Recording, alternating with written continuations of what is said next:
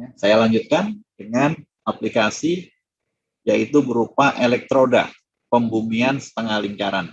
Ya, ini sebuah ilustrasi aja ya, ilustrasi nanti pada prakteknya kita mesti lihat, dan ini akan menarik, kalian bisa dapat wawasan baru. Silakan dibaca-baca, mungkin ditanya-tanya juga teman-teman yang bekerja di bidang ini di lapangan, sehingga kalian bisa mendapatkan wawasan lebih. Ya, oke. Jadi ceritanya begini, saya memiliki sebuah grounding, ya, pembumian. Jadi grounding ini bentuknya ya kita bilang elektroda karena terbuat dari metal. Bentuknya itu setengah bola ya. Ini digambarnya jadi setengah lingkaran, tapi sebetulnya setengah bola. Jadi kalian kalau bayangkan bola itu dipotong tengah-tengahnya ya. Semangka dipotong tengah-tengahnya itu, maka dia itu akan lingkaran. Ini setengah bolanya begini gitu. Ya. Jadi ini yang kita masukkan ke dalam. Ini radiusnya A nih. Jadi kata-kata setengah lingkaran, setengah bola gitu maksudnya. Tapi digambarnya jadi setengah lingkaran. Oke. Jadi kita bayangkan saya memiliki sebuah elektroda dengan radius A. Ya, A ini nanti silakan dipilih, bisa 10 cm, bisa 20 cm, bisa exercise lah ya. Nah, jadi terbuat dari material yang mempunyai daya hantar bagus sekali, sangat bagus. Bahkan supaya perhitungannya gampang, tak terhingga. Ya. Ini terbuat dari material dengan daya hantar tak terhingga atau PEC, perfectly electric conductor. Ya. Jadi kalian nanti tahu persis kalau dia PEC, maka medan listriknya di dalam itu 0. Medan listriknya 0 berarti maka dia itu ekuipotensial. Oke. Ya, medan listriknya 0 tapi arusnya ada. Medan listriknya 0, arusnya ada. Oke. Nah, elektroda pembumian ini saya taruh di tanah. Saya pendam dalam tanah. Jadi ini adalah tanah. Ini adalah tanah. Jadi kelihatan enggak? Ini adalah earth, tanah ya. Saya gali, saya pendam dia di situ. Oh. Kemudian apa yang saya lakukan? Ke tengah-tengah dari grounding ini saya connect, saya solder, saya sambungkan sebuah kawat yang tebal, yang kuat, yang besar, yang nantinya akan dialiri arus listrik yang besar sekali. Ini grounding. Jadi kalau grounding itu memang tugasnya melakukan pembumian kalau ada arus berlebih, kalau ada muatan berlebih. Barangkali contoh sederhananya katakanlah ada penangkal petir, kemudian kita harus connect penangkal petir itu ke pembumian di tanah. Ya, jadi bumi ini kita anggap sebagai sesuatu yang besar, netral. Jadi kalau ada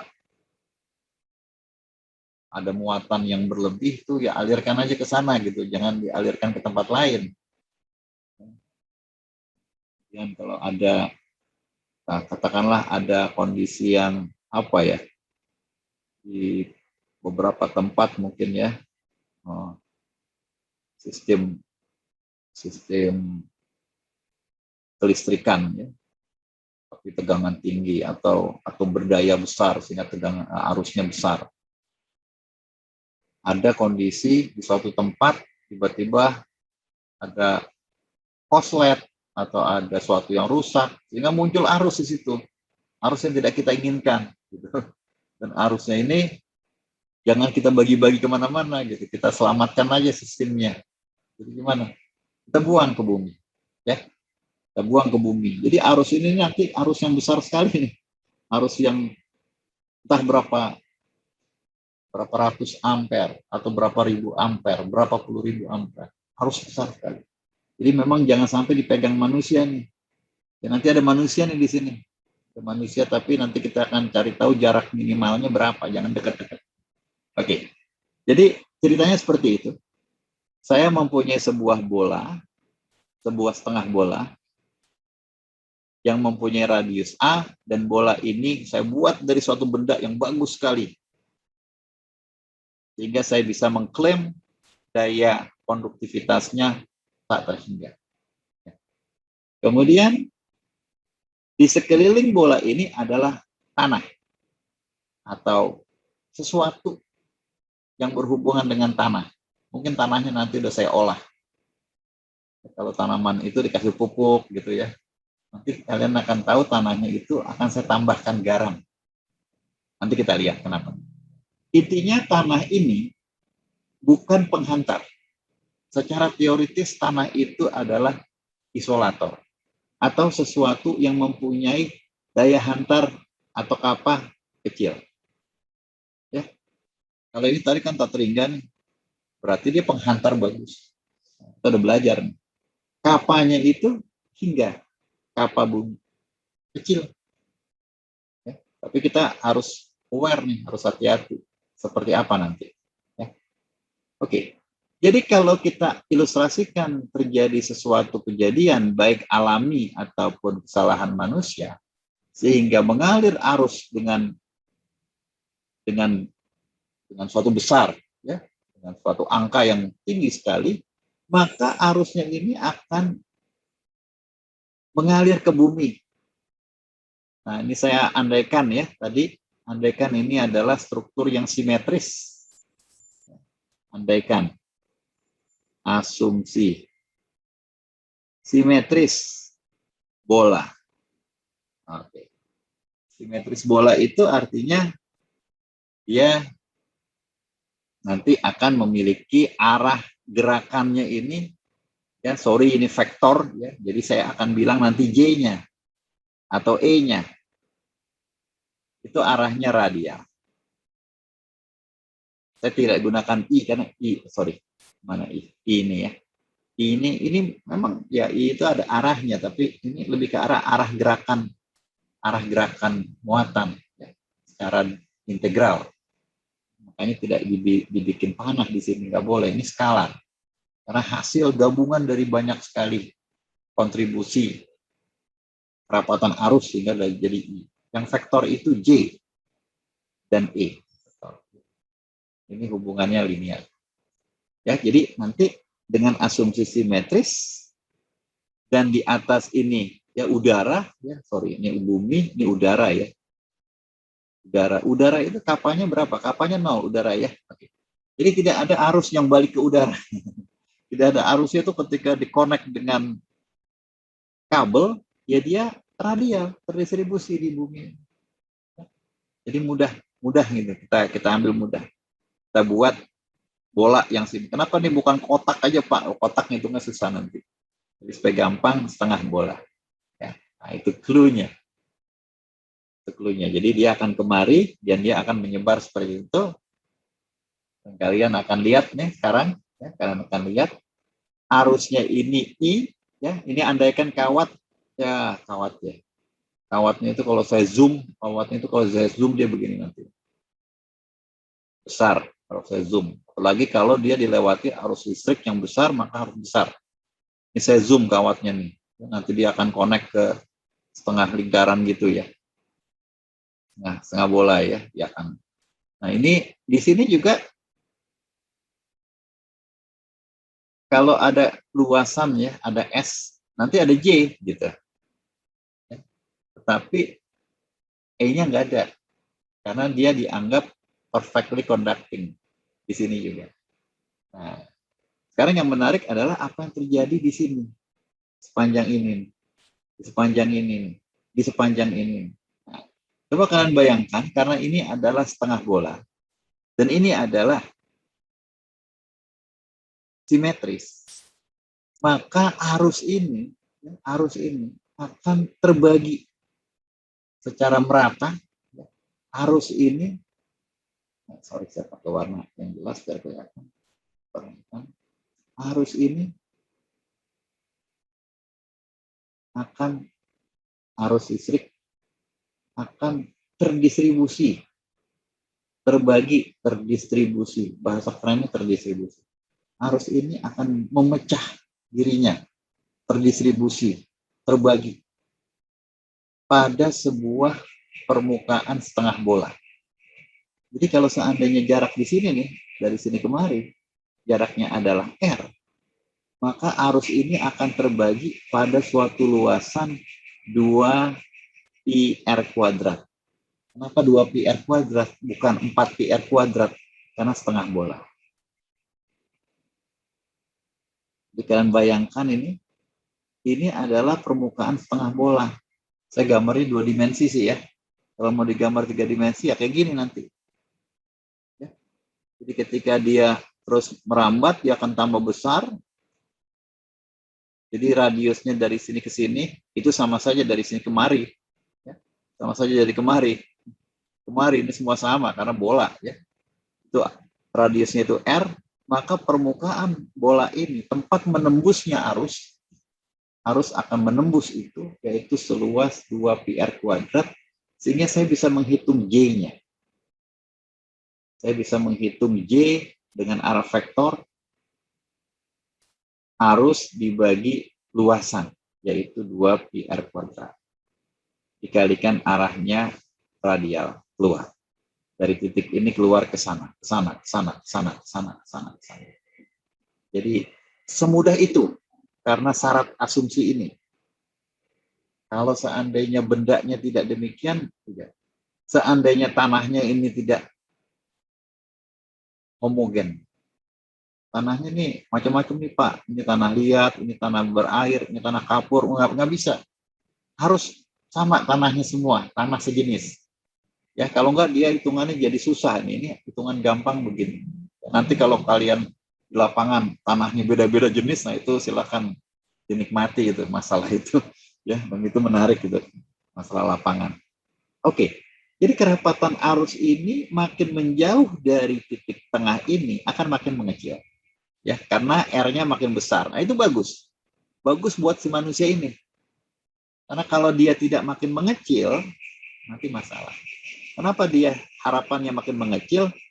Karena rumus tadi, ya. J sama dengan kappa dikalikan E. Nah, sekarang kita balik. Sekarang kita ingin hitung E sama dengan J dibagi kappa. Nah, kita balik ya.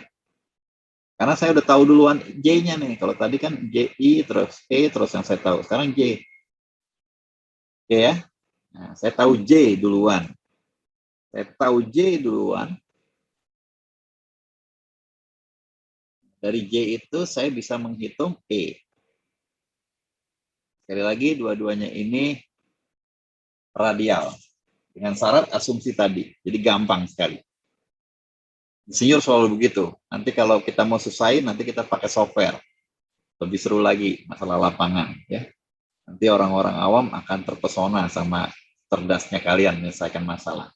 Jadi mulailah dari yang simetris dulu. Karena simetris itu mudah. Oke, jadi kalian dapat sekarang kondisi yang sangat indah ini. Kalian punya arus. Tadi ya. Ini bumi kita. Ada groundingnya. Ada arus turun dari atas. Arusnya itu menyebar ke sana kemari. Ya. Dari sini kita bisa menghitung E. Ya, ini kan dari J ke E. Nah, sekarang kalian bisa tebak. Habis dari E, mau ngitung apa saya? Mau ngitung tegangan. Ya. Saya ingin menghitung potensial. Saya ingin menghitung beda potensial. Saya akan tahu nanti berapa potensialnya di sini. Berapa potensialnya di sini. Ya, tinggal jaraknya aja. Ini kan semua nih permukaannya sama nih. R-nya sama, ini R-nya sama, R-nya sama. Karena arusnya itu simetris. Jadi nggak penting kita ada di sini dalam tanah atau di sini nggak penting. Oke, jadi saya akan hitung potensial. Nah, itu hitung potensial itu gampang, integral aja. Ya. Dari tadi kan boleh perkalian Pak. Ya tadi boleh perkalian, kali ini tidak boleh. Karena kali ini E-nya tidak konstan. E tidak konstan, yaitu E itu ini.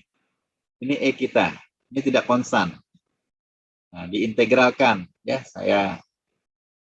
kalian lihat aja lah di buku integral ya. AR itu 1, jadi yang tersisa integral I per 2Pi kappa R kuadrat dr. Andaikan kapanya itu konstan, maka kita bisa keluarkan beberapa ini. Ini saya keluarkan karena kapanya konstan. Ini saya keluarkan dan ini juga saya keluarkan arus yang di atas ini. Jadi saya taruh di sini I per 2 pi kappa, I per 2 pi kappa, sehingga di dalam integral itu tersisa dr per r kuadrat. dr per r kuadrat. Integral 1 per r kuadrat dr. Nah, ini zaman semester 2 dulu ya. Kalau diintegralkan itu sama dengan minus 1 per R. Kalau kita integralkan itu minus 1 per R. Oke ya. Tapi hati-hati batasnya ini, ya batasnya ini akan memudahkan hidup kita. Ini batasnya tak terhingga sampai R karena memang integralnya begitu. Integral kita norm itu ke tak terhingga. Maka nanti batasannya di sini, batas atas itu tak terhingga, batas bawah itu R, ya, jarak dari titik tengah grounding ke kaki kita misalnya. Nah, ini tinggal kita masukkan, tak terhingga kita masukkan, hasilnya minus 1 per tak terhingga, nah tulis saja dulu, dikurang dalam kurung minus 1 per R. Nah ini hilang, katakanlah langsung saya coret sebelum ada yang protes, kok boleh tulis begitu, angka besar, ya boleh aja saya tulis angka besar. Maka hasilnya 1 per R. Ya. Jadi kalian akan mengganti ini menjadi 1 per R, sehingga sehingga potensial di titik R, tadi ya, ini groundingnya, ini ada arus mengalir kemari, di titik ini dia akan menyebar, di titik R. Di titik R itu potensialnya demikian. Nanti saya ingin tanya di titik R2, R1, R2. Potensialnya ya masukin aja di sini. Nah, resistansi pembumian bisa kita hitung dengan cara yang mudah, V dibagi I, tinggal ini aja. Nah, sekarang pertanyaannya tadi terkait dengan safety manusia. Nah, ini kondisinya. Saya memiliki seorang personal yang akan saya tes keselamatan jiwanya di dekat grounding. Seberapa dekat dia boleh mendekati benda ini, gitu ya? Seberapa dekat dia boleh? Dan dia kakinya ini jaraknya D, ya, dua kakinya. Penting nggak penting? Karena itu beda potensial. Situ pentingnya. Jadi saya asumsikan begitu. Ya, saya asumsikan nanti saya akan gunakan persamaan ini. Potensial sama dengan I dibagi 2 pi kappa R. Ya, ini adalah kapanya tanah nih. Sekarang saya asumsikan orang itu berjarak R. Kaki depannya nih. Kaki depannya berjarak R dan kaki belakangnya berjarak R tambah D. Jadi dia menapaknya kedua kakinya itu jaraknya D, katakanlah 20 cm, 25 cm, 15 cm, tergantung dia lagi rapat apa renggang kakinya ya, lagi ngangkang atau lagi rapat ya. Kalian bisa ngitung dengan mudah di sini. Tentu potensial di sini lebih besar. Ini potensialnya lebih besar dibandingkan yang di sini ya. Jadi VR lebih besar dari VR tambah D. Walaupun nggak penting-penting amat ya, mau yang besar yang mana. Kalau beda potensialnya besar ya mati juga dia, tergantung arah arus mengalirnya nanti ya. Nah, oke. Jadi saya bisa ngitung dengan mudah sekali. Di sini saya masukkan aja berapa potensial di posisi R yang tadi ya dimasukin ini, berapa potensial di titik R tambah D, diganti aja R dengan R tambah D ya. Jadi ini mudah sekali. Nah ini saya akan keluarkan I per 2 pi kappa. Saya keluarkan sehingga saya akan dapati di sini 1 per R dikurang 1 per R tambah D ya. Nah ini seperti yang di bawah ini. Oke, nah sekarang saya akan samakan ya, akan saya samakan penyebutnya sehingga saya akan kalikan nanti ya, saya akan kalikan.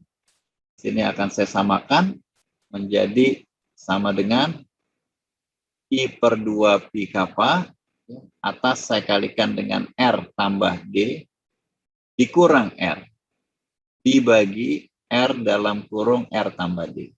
Ya, biar sama, ini kiri kanan gitu, ini saya coret, ya, tersisa tinggal di atas itu D. Ya, sehingga kalian memiliki persamaan ini nih untuk beda potensial atau tegangan. Ya, beda potensial. Jadi tolong diingat, ya, saya pindahkan bahwa dia itu tergantung dari arus. Sudah pasti tergantung dari arus.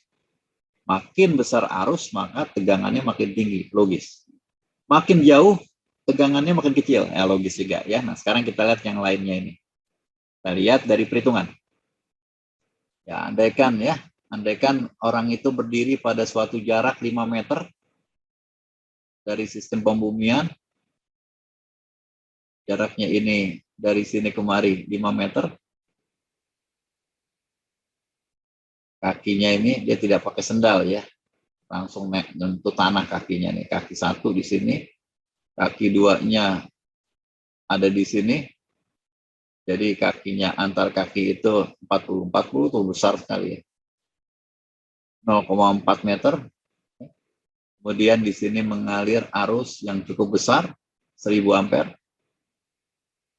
Dan kapa dari tanah di situ, ya karena kapa tanah itu jelek ya, tanah itu sesuatu yang tidak menghantar sebetulnya.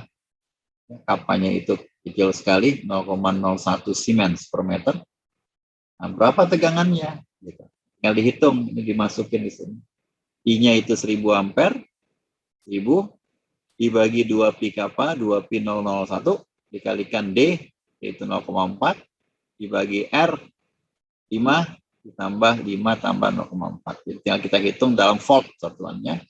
Ya silakan nanti dihitung, nah, hasilnya 236 volt. Ya. Jadi hasil ini hasil yang besar, karena dia akan tersetrum di situ ketika mendekati benda ini sejauh 5 meter. Ya.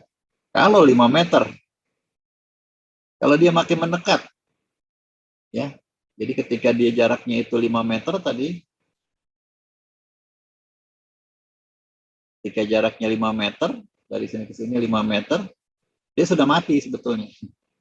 Jadi harus nanti mungkin jauh ya, jadi kita bisa bayangkan berapa jauh ini, 5 meter itu udah jauh. 10 meter kah? Ya, tinggal dihitung. Nah, kalau dia makin mendekat 2 meter, katakanlah di sini 2 meter, maka tegangannya itu udah 1300 volt. Jadi makin besar. Nah, tentunya kan ini akan sangat mengganggu. Ini nggak bisa nih. Ini nanti kita akan pasang pagar terlalu besar nih. Pasang pagarnya 10 meter kali 10 meter, wah Pak, besar lah ya. Ini aja kan 5 meter, berarti kemari 5 meter, ke depan belakang 5 meter, terlalu besar pagar. Nah, apa yang dilakukan oleh para insinyur? Ya, nanti kalian coba tolong cek ya, di lapangan, biar kalian tambah tahu. Yang dilakukan oleh para insinyur adalah menambahkan konduktivitas di tanah. Karena tadi kita lihat, tegangan itu berbanding terbalik dengan kapa. Ya, jadi saya ingin kecilkan tegangannya, maka kapanya harus dinaikkan. Supaya V mengecil, kapa harus dinaikkan. Supaya V-nya kecil, K-nya harus besar. Jadi tadi tanah itu dari 0,01 Siemens per meter diubah menjadi 1,5 Siemens per meter dengan menambahkan garam di sekitarnya. Ya, jadi digali dulu atau entah tanahnya diaduk, dimasukin lagi ya, dengan kondisi garam ya, sehingga dia memiliki konduktivitas yang bertambah menjadi 1,5 Siemens per meter, sehingga ketika kita mendekat jarak 2 meter pun, sampai sini pun ya, dengan kaki telanjang, tanpa alas kaki, itu kita hanya tersetrum dengan daya, dengan tegangan sekitar 9 volt. Tentunya itu adalah sesuatu yang cukup kecil dan tidak membahayakan kita. Ya. Jadi itu satu aplikasi. Nah, ini menarik, tolong nanti ada waktu bisa dilihat-lihat di internet.